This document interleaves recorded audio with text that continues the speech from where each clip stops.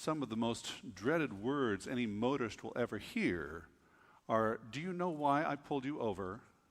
Oh, do I know why? "No, officer, why?" "Duh." And then proceed to get this little litany. In most states, we have a seatbelt law. And yet, not everyone puts on a seatbelt all the time. I'm not asking for a show of hands, but the store's just a couple blocks away, you know. But there's the phrase, click it or ticket, yes. A reminder that the laws themselves are for the benefit, for the safety of people. The scribes come along, several years before Jesus appears on the scene. And they begin to say, this is a good idea. In order to do this and not sin and to keep God's commandments, this is what you must do. And Jesus brings that to point. You teach as human precepts what should be law. So they didn't wash their hands. Duh. Did they sin? According to your human precepts, they did. They didn't follow the rituals that were prescribed by the elders, not by God. Make the clear distinction. In the Old Testament, Moses didn't say, here's the 11th commandment, and by the way, you'll wash your hands before you eat. That's not on the tablets. It's not there. And this is why Jesus is always at odds with the scribes and the Pharisees. They don't want their little cushy lives turned upside down, inside out. And that's exactly what Jesus does. He calls every human heart to truly understand what is God's law versus what is mere human precept. Good example, we've all heard it. Do as I say, not as I do. We know that.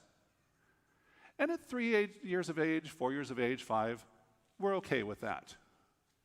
Got it. No time out if I follow your directives.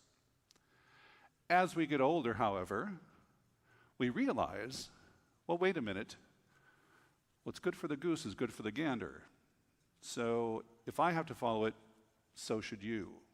Right? If it's for the good of all,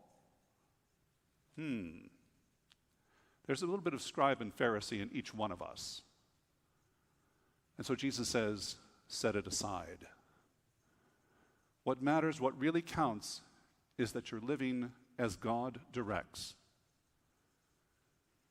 In the letter of St. James, it's pretty clear. Humbly welcome the word that has been planted in you and is able to save your souls. In the beginning was the Word. The Word was with God, and the Word was God. Jesus Christ is the Word of God, present among us, speaking to us every time we gather, challenging us, encouraging us, making us better disciples. James goes on, be doers of the word and not hearers only. There is no discipleship in name only. It's like chaff, it blows away in the wind.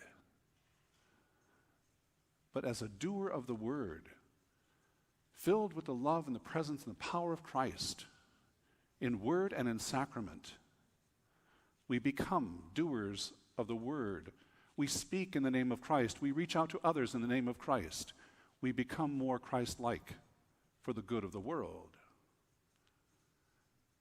And so the do as I say, not as I do also falls by the wayside, because we realize we're all in this together. We're all called to that unique sense of discipleship all the time.